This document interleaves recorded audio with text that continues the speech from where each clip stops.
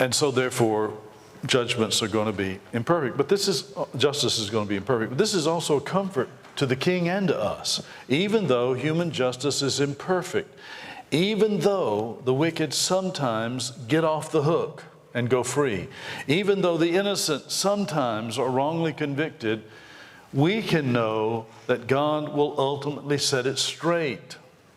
This is why I don't have to fret over imperfect justice. And you see what a great comfort this would be for a king. If you were in the position of making judgments every day about people, knowing I'm making it on the information I have. I don't know if there's a really important point or fact that I'm missing, but I'm having to make this judgment. I've got to do it. I'm going to make it. And all you can do is make it and trust God to correct it if it's wrong. But the point is here, God will, because He knows the truth. This is why I don't have to worry about the guilty getting away with crimes. Conservatives have been too quick to try to throw out the rules of evidence many times. How many times you heard people just get so furious about the Fifth Amendment? If we didn't have that Fifth Amendment in there, we'd have so much better justice. We have to be the ones to insist on preserving the rules for evidence and all those procedures that protect the accused. You may not like it, but you better be the one standing up to preserve those procedures. You have to have 2 witnesses or we can't convict you. And your self-incrimination is not legitimate. You say, what if the guy confessed? Why can't we just, he wouldn't lie about that. Well, how do you know?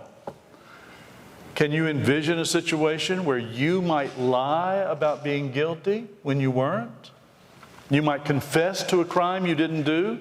Can you envision a situation like that? You may be saying, no, I can't envision. You know why? Because you've lived in a country that's been dominated by Christians. Think about growing up in communist Russia and then answer the question.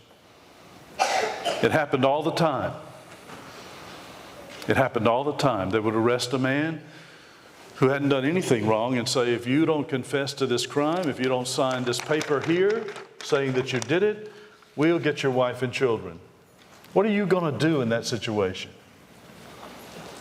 Well, you know what we're going to do. Most of us are going to sign the paper. We'll confess it to protect our families, because that's the way unbelieving pagan cultures deal with things.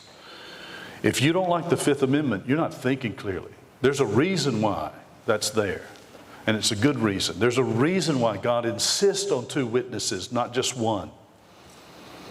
We have to be the ones to say, if there are not 2 witnesses, that guy goes free. And I don't care if he confessed it.